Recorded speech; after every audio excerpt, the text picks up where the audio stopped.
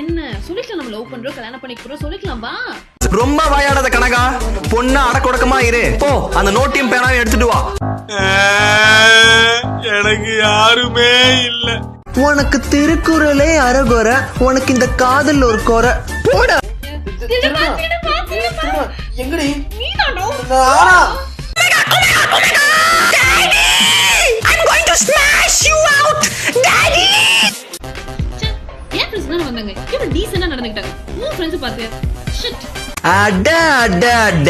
என்ன நட என்ன ஒட. நான் கனகா காலையில இருந்து உனக்காக நான் இங்க காத்துன்னு கிடக்குறேன். நீ நான் பார்த்தும் பார்க்காத மாதிரி போய்கினே இருக்க.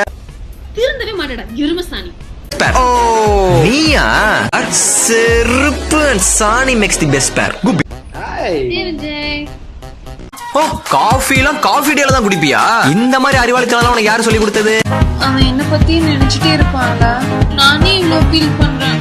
ஆமா ஆமா, இது மட்டும் நல்லா வாய்க்கிலேயே பேசு. முத என்ன பண்ணணும்னு சொல்லு. ஹே சீக்கிரமா வா. இப்படி மச மச நடந்து வந்துட்டு இருந்தா எப்படியும் கல்யாணத்துக்கு வேகமா ரெடி ஆவ.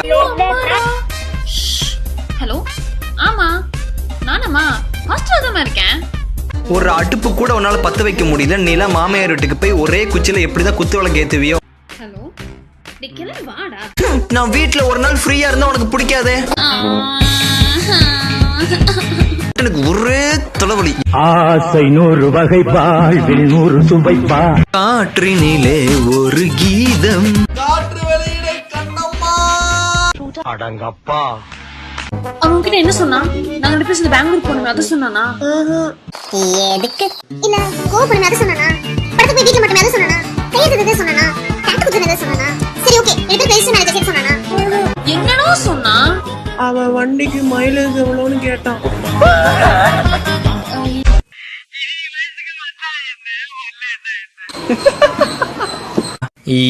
எதுக்கு